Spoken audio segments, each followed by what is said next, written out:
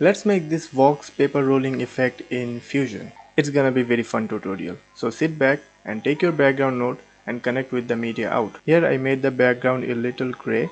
Then I'm gonna take the screenshot I took. Then we are gonna add a image plane and a render 3D. And then connect the render 3D with our background and it will create the merge node. Now before we go further, let's do some housekeeping and let's make some space for our other nodes. Okay, now we can start by viewing our media out and take a bender node. Then add this before render 3D. Then go to the bender and if you play with the amount you'll see it will bend your image. So let's take the amount all the way to 1 and take the center to 0. So it will start from bottom to top.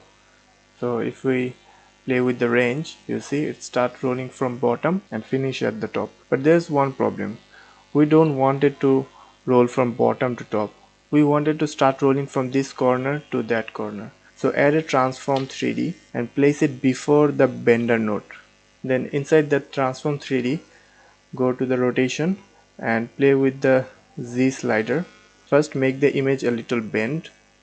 So let's bend it a little and then go to the transform 3D and try rotating. So yeah, that's what we'll want. We wanted to roll it from here, from this corner to that corner. If you go to the bender, then you will see it's start rolling from that corner to the top corner. So all we have to do to rotate it back to the original position.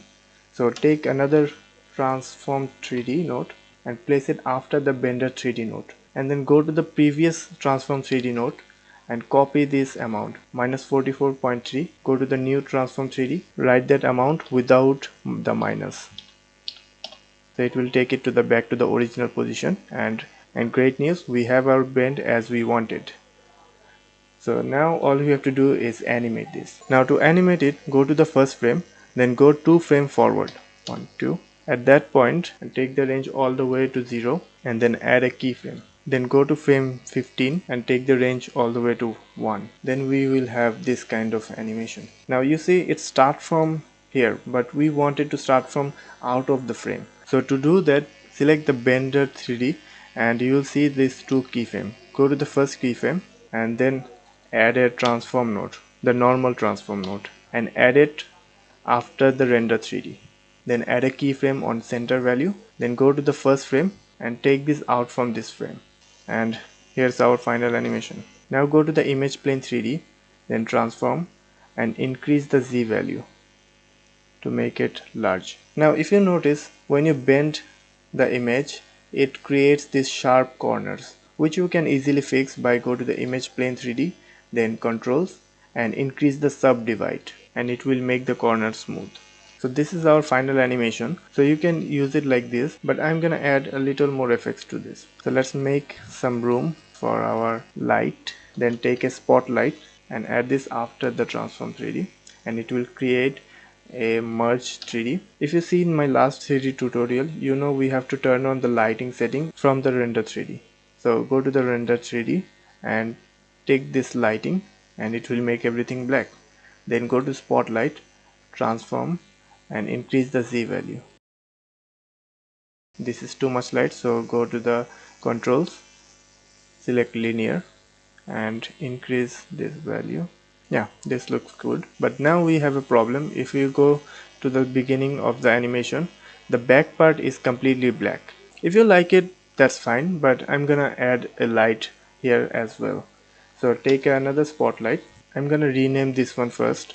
So this is our front light and this will be our backlight.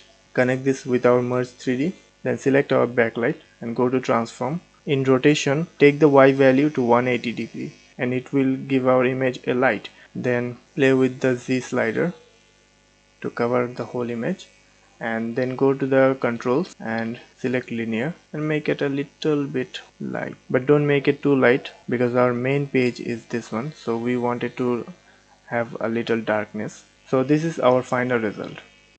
I really like the shine it's giving. By the way, if you like this kind of tutorial, let me know if you are interested to watch this kind of 3D stuff, and you can also check out my last 3D video on screen, and I will see you in the next video.